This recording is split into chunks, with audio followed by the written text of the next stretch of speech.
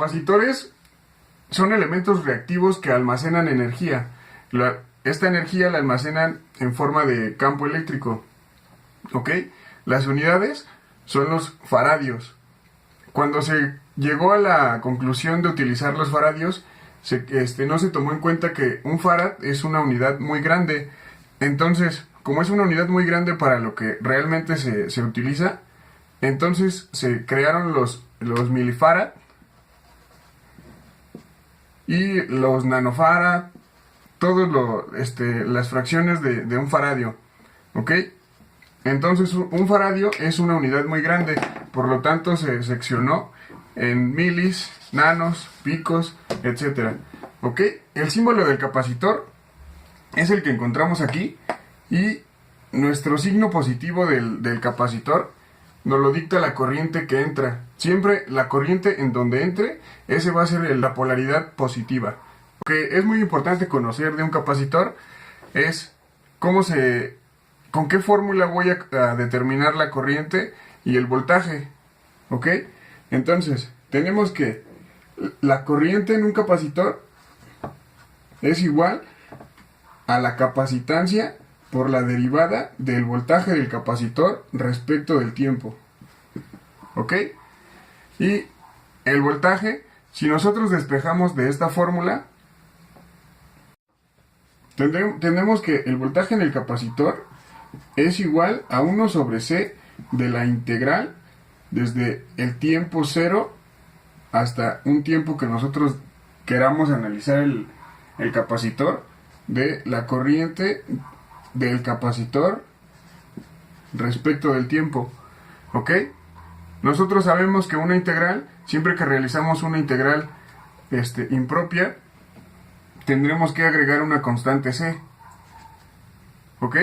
En este caso la constante C va a ser mi condición inicial del voltaje del capacitor en un tiempo 0. ¿Ok? Entonces, estas dos son las fórmulas más representativas del capacitor, o las fórmulas que debemos aprendernos. Lo que más se utiliza para analizar circuitos es esta fórmula que se encuentra aquí. ¿Ok? Nosotros preferimos utilizar derivadas, manejar con nuestras derivadas, a manejar integrales. ¿Ok? Entonces, esta es la fórmula que más utilizaremos. Bien, podemos decir que un capacitor en un circuito, si yo le aplico un cierto voltaje y tengo aquí mi capacitor, el capacitor, después de un tiempo que la corriente comienza a circular en el circuito, aquí tenemos el positivo y negativo, nuestro capacitor después de un tiempo se va a cargar totalmente.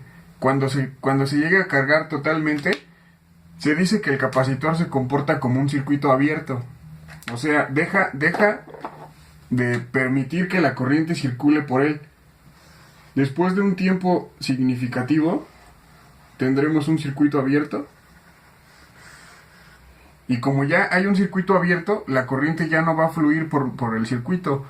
Entonces, este es un comportamiento del capacitor que debemos tener muy presente, porque es lo que nos ayuda a analizar circuitos de segundo orden o de primer orden. Entonces, el capacitor se comporta como un circuito abierto. Ahora, si tenemos un arreglo de capacitores en el cual se encuentran en serie o en paralelo, nosotros podemos reducir esos capacitores a un solo capacitor, que se le llama, tendría una capacitancia equivalente. ¿Ok?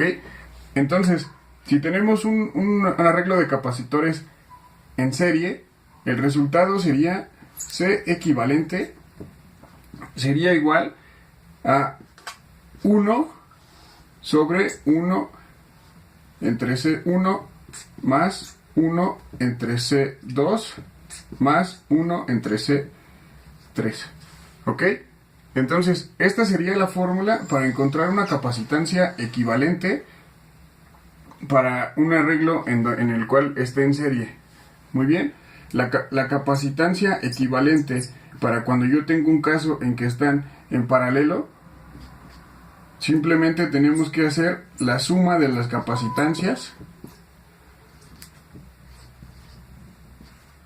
y así encontraríamos una capacitancia equivalente. En ambos casos nosotros llegaríamos a tener simplemente un solo capacitor. Aquí vamos a suponer que aquí se encuentra una fuente y el capacitor tendría una capacitancia equivalente, y reducir el circuito de esta forma nos facilitaría resolver cualquier tipo de circuito. Es más fácil tener un solo capacitor a tener 3 capacitores, como en este caso. Esta sería la forma de reducir los capacitores en un circuito. Capacitor, existe una ecuación la cual nos ayuda para encontrar condiciones iniciales. Esta ecuación es la siguiente: si tengo yo el voltaje en el capacitor en el tiempo 0 menos, que sería antes de 0, esto debe ser igual al voltaje del capacitor en un tiempo 0, y debe ser igual al voltaje del capacitor en un tiempo 0 más. ¿Ok? O sea, esto me indica un poquito antes de que sea 0, y aquí un poquito después de que sea 0. ¿Ok? A esta ecuación de aquí, que es muy importante para encontrar condiciones iniciales, se le conoce como la ecuación de continuidad del capacitor. Muy bien, entonces, como un ejemplo breve, si tengo yo un voltaje y un capacitor, yo tengo un voltaje de 20 volts, entonces la corriente está pasando por aquí. Muy bien, entonces después de un tiempo, este se va a comportar como un circuito abierto, como ya lo expliqué. Como se comporta como un circuito abierto, estos 20 volts se van a alojar aquí, y el voltaje de mi capacitor en un tiempo menor a 0 va a ser igual a 20 volts.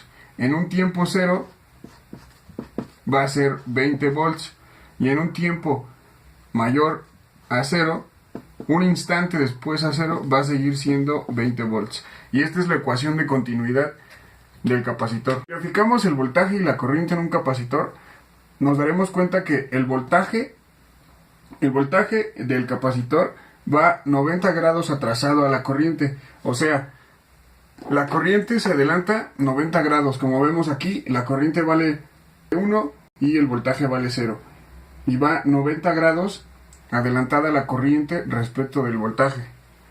Por último, tenemos que la energía que almacena el capacitor es igual a la energía que almacena el capacitor es igual a 1/2 de su capacitancia por el voltaje del capacitor al cuadrado.